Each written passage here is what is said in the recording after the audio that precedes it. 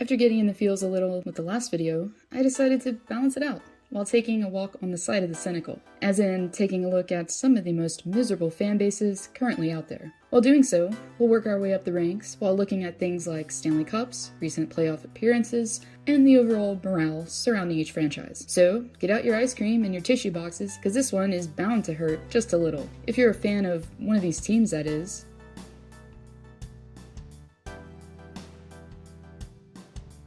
So while many of you may be saying, but Alyssa, why are they even here? They've won tons of cups. Well, if you've taken a look at the standings for like the past 4 seasons or so, life for Red Wings fans hasn't been easy. I mean, when your team ties a 20-year-old record, well, it can be a little morally deflating. Sure, the team does have a lot of bright pieces and tons of young talent, but seeing your team consistently finish as a bottom feeder and being at the butt end of hockey fans' jokes has to be tiring. Even still, there is hope for Hockeytown yet, as aside from their prospect pool and their homegrown talent, there's one guy that's definitely capable in Stevie Y now steering the ship as the team GM. Therefore, if anyone can take this team and get them back on their feet again, it's definitely him. The culture is changing with the new captain and Dylan Larkin, and therefore, the misery is bound to end at some point. Am I right?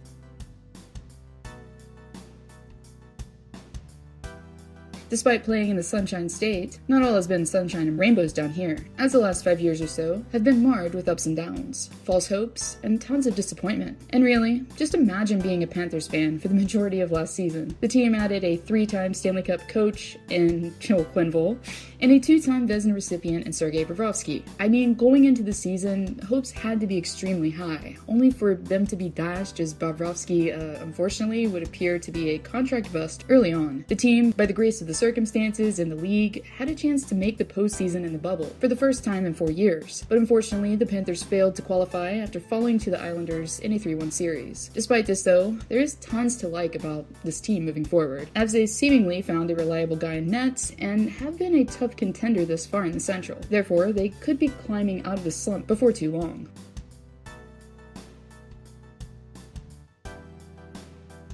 So did you really expect the Senators not to be here? Since their legendary run to the 2017 Eastern Conference Finals, well, it's been pretty much downhill from there. A corrupt owner, internal drama, forcing the franchise player at the time and Erik Karlsson to abandon ship, and the team hasn't had a sniff at postseason action for over 4 years. While they've been doing a phenomenal job at rebuilding and integrating young talent such as Brady Tkachuk, Josh Norris, and Tim Stützle, the overall morale surrounding the team and its fan base hasn't been the greatest for quite some time. Despite signing a 2-time Stanley Cup champ in Matt Murray to a long-term deal, the team still has struggled immensely in the very competitive North Division. Therefore, being a Senators fan today definitely requires some select coping mechanisms, for mental sanity.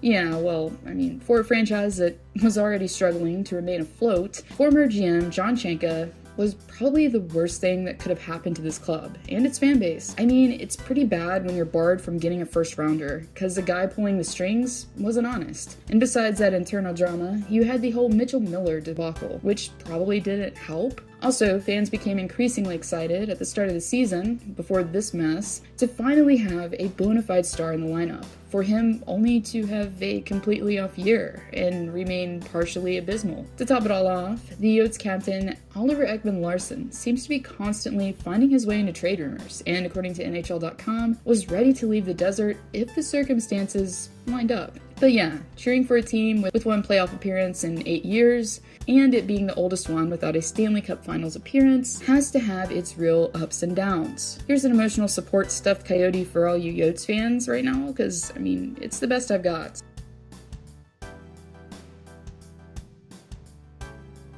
It's gotta get better before it can get worse here, am I right? Or at least, that's what several Buffalo Sabres fans have to be hoping at this point in time. Currently sporting the league's longest playoff absence of over 9 seasons and 10 years, as their last postseason entry was probably before a few of you watching were even born, in 2011. After acquiring Jack Eichel in 2015, the fan base had to be hopeful that things would finally change and the team would be able to make them proud. But after coming up short season upon season, with a frustrated captain and a not-so-competent GM, you You had fans such as Melody Martin writing songs about it just in order to cope. Not all is doom and gloom in Buffalo, though, these days, as a team, with their new GM's help, was able to finally draw in some star talent to support Jack Eichel. Even though they're in a very tough division, for Sabres fans, hopefully, the playoff drought won't be for too much longer. And yeah, if any of you Buffalo fans need to pick me up, Melody's channel info will be down below. And besides that, here's some tissues.